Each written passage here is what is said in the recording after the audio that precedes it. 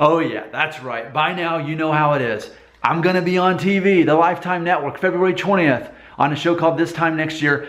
This guy, Nick Shell, will have to try to find and meet this guy. Whoever this guy is, who's on a package of soup, that everyone either agrees I look a lot alike or they assume it is me. And I've been testing you for the last couple of months as I'd hide this in the background and wait for people to take the bait and say, is that you in the package of soup? No, it's not.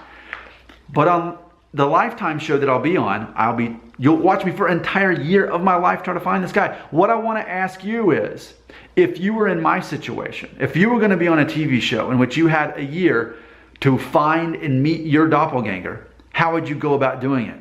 Now, I know your initial reaction is, well, Nick, come on, just turn the bag around. There's a 1-800 number right there. Just call it and then ask them who that person is. Now, that would be so easy if that were reality. But you have to imagine, and I'm just kind of hoping to whet your appetite with as far as watching my episode, it's not that easy. In the year 2018 or 2017, as this was being filmed, do you think that I could just call Campbell's and they're like, oh, you're going to be on a TV show and trying to find the guy? Oh yeah, we know who he is. Here's how you can find him. Here's his name. Of course not. In the year 2017, as this was being filmed, you have to imagine it's a liability.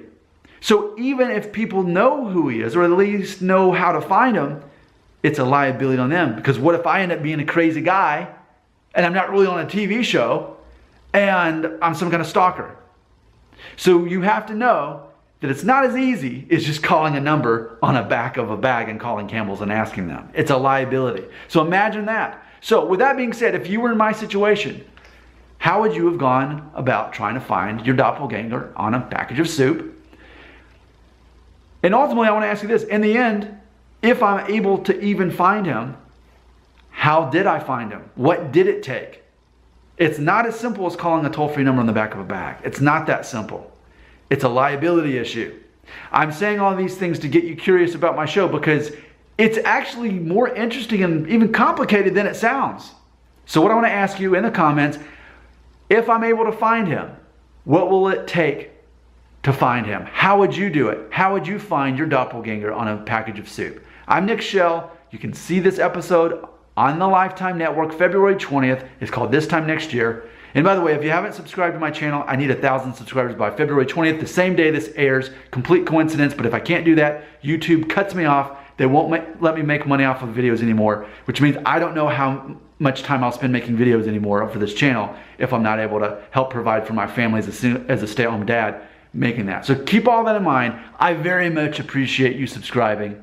And if you already have, I very much appreciate you. Now tell me, how would you find your doppelganger if it were you? What would you do? And how do you think I did it if I were even able to do it? I am very eager to know what you have to say.